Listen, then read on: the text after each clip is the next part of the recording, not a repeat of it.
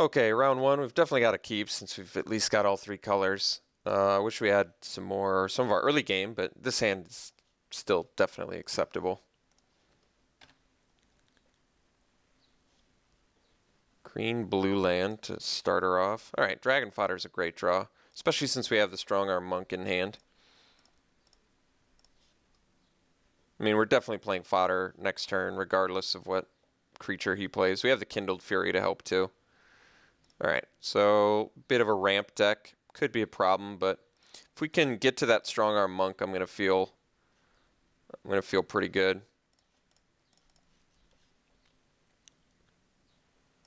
And even Outrider into Monk into Kindled Fury pressure point could be, you know, that could be enough to take a game over. So let's just try and do that as a game plan. Another 3-color deck is pretty interesting.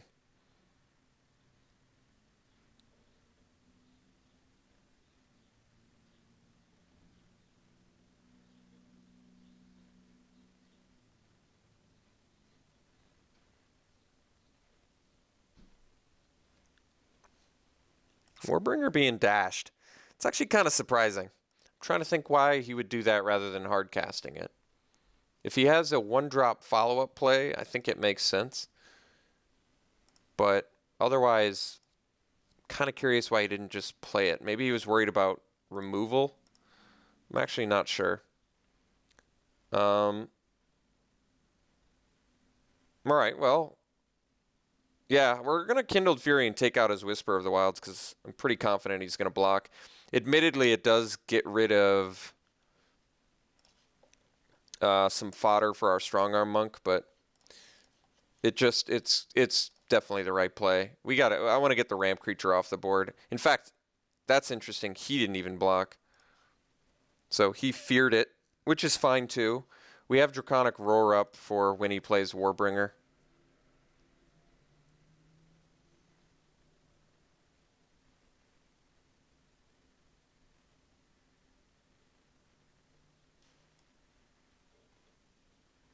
If I could only reveal a dragon card. Lightning Shrieker. So he's like a... That's just strange. So he's like a burn deck? Wait. Okay. This is actually a pretty huge play for us. We get to tap that draw. He doesn't deal damage. I'm glad I saw that, by the way. Almost took 5 needlessly. So basically, our opponent discards a card. We draw a card.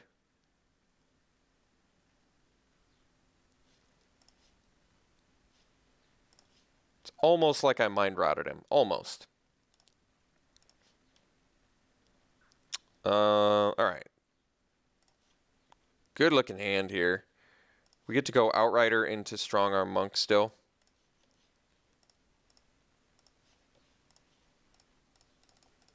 And I think that's should be pretty helpful with Erase. I would definitely prefer if he did not have removal for Strong Arm Monk, but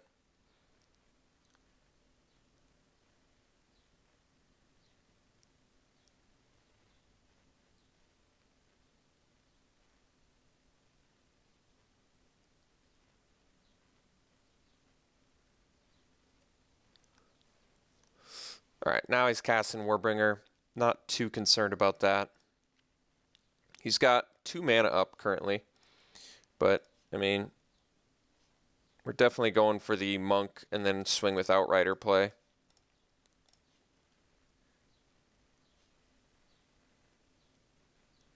I mean, next turn we can play 3 spells, and I think at that point, that's just got to be lethal.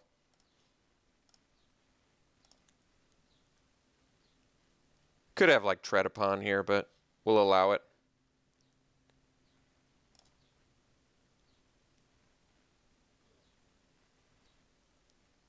All right, he's taking it. So pretty good spot here. Like I said, we have 3 spells next turn for Strong Arm Monk, which should be fairly insane. This guy should have Trample. It's not like I have to cast all 3 either, but I got to admit I'm pretty incentivized to.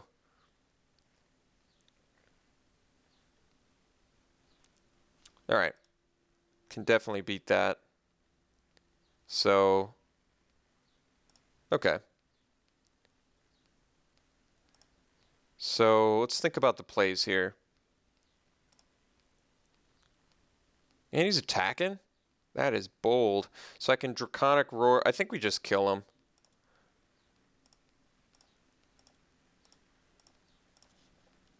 We go Pressure Point, tap big dude, draw.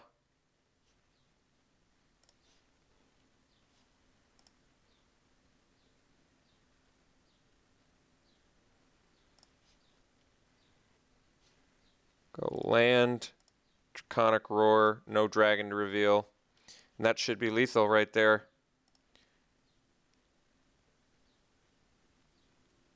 Could also just show him Kindled Fury. He blocks my strong arm monk. He still takes 3, 6, 12. So I guess we actually do need to burn that thing.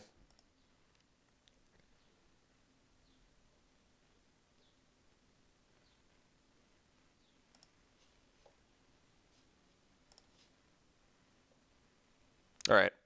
So opponent's 3 color. We don't know what the blue splash is yet. Assume a dragon or something along those lines. Other than that, his deck is kind of strange. He's got some formidable plan going on, which is fine. Elkherd and Beastbreaker are very good, but Warbringer feels a bit out of place in there. We didn't see any other dash either. And like I said, I'm still kind of confused why he dashed rather than hard cast it that one turn. I guess he really just wanted to get 3 damage in. So defeat doesn't, I mean, it kills Whisper of the Wilds, but kills Beastbreaker potentially early. Douse and Gloom, same thing, but neither of which are like super important, I would say. Other than that, we don't have much of a sideboard. A Mind Rot and Icebreaker if we want to go land hate plan, which admittedly does go good against a Whisper of the Wilds plan, but not on the splash. I'm not really interested in that. So in terms of sideboard cards we really have, it's not much. I think we're pretty much playing the best of what we've got. So let's try again.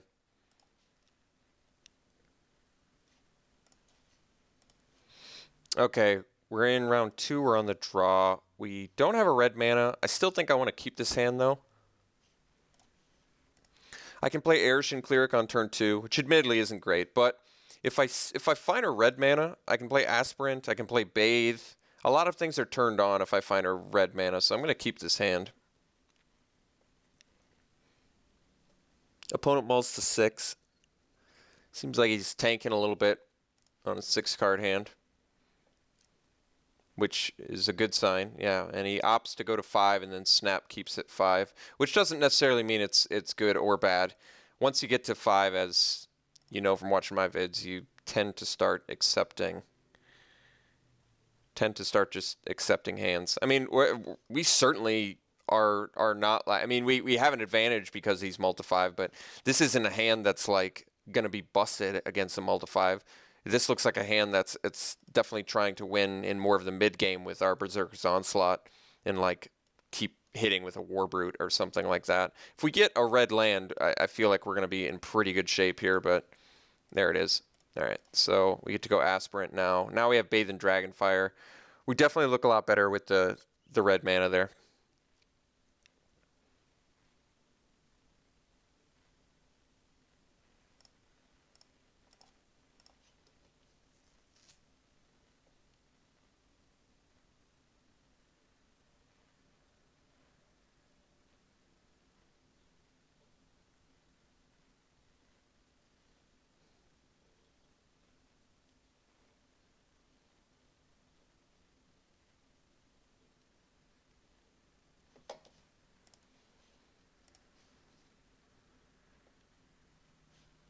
All right, opponent goes land, go. All right, Gravecrawler. Not the sexiest draw in the world, but if I ever find a black mana, it should be good.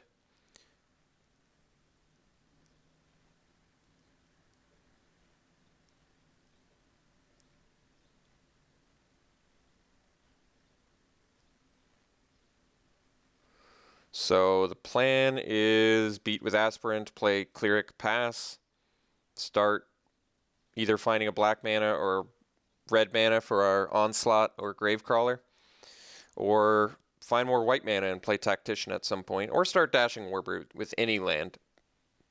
I should say not any land, but any non-come into play tapped land. But I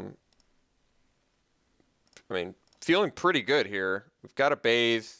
Another land gives us Warbrute, which should be some pretty intense pressure. I can leave my Cleric back for the Conifer Strider, so even that's not like an emergency here. Warbrute, a little bit less good, admittedly, since I don't want to dash into a Conifer Strider. It just seems like too easy of a block for him. And I'd love to just slam a red mana next turn for an Onslaught, because then I can just really start swinging into Conifer Strider especially, and pretty easily race it. But for now, I'm totally willing to trade a Cleric for a Conifer Strider, or have him attack into my Cleric, have me block, play a trick. Even if he tramples over, I get to smash back with Warbrute, which still gives us the edge in the race. Guess he could Hunt the Weak maybe or something. All right. Decides to go Morph instead. So I may Bathe that. But if we get the Onslaught, I'm just slamming that. All right. So Onslaught, slam, swing for 6, takes him to 10. The best he could smash back for, although this could be a survivalist, maybe it's better to set up then. He can block Morph on Aspirant. I could also play Warbrute set up with Onslaught. I actually kind of like that. I don't mind playing Onslaught here and just swinging. Because then maybe he... Like I said, though, if this is survivalist... Well, I'm playing around an uncommon that I don't know he has. Might not be the best idea. I'm just trying to debate whether attack Aspirant, play Warbrute set up for Onslaught isn't better. That way I don't have to keep paying the dash cost, or if just playing Onslaught now and getting in for 6 is better. Getting in for 6 is like I said, nothing to scoff at.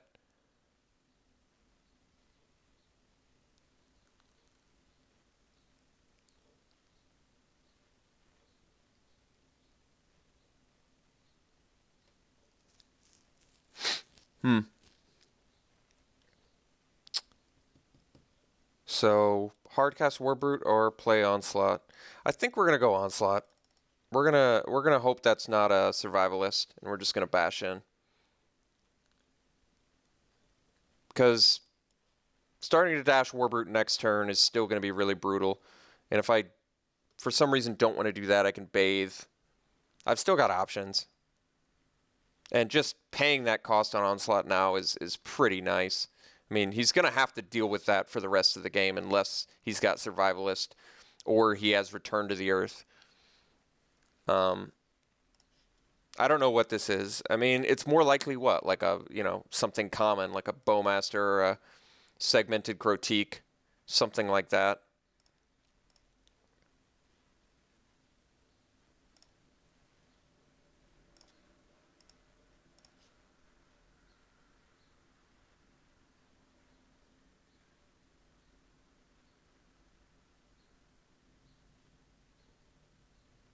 Although I guess if he had a Bowmaster, he would have wanted to hardcast it, I would think. Yeah, he would have hardcast it there if he had a Bowmaster. Alright, I can't Bathe that. He's smashing? It's pretty bold.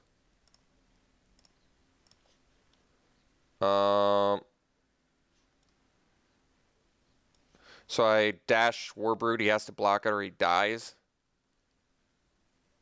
If he has Team or Battle Rage next turn, He can smash for 10, 12. That's not enough. If he has Teamer Battle Rage plus Pump, I'm dead, but he only has 2 cards left in his hand.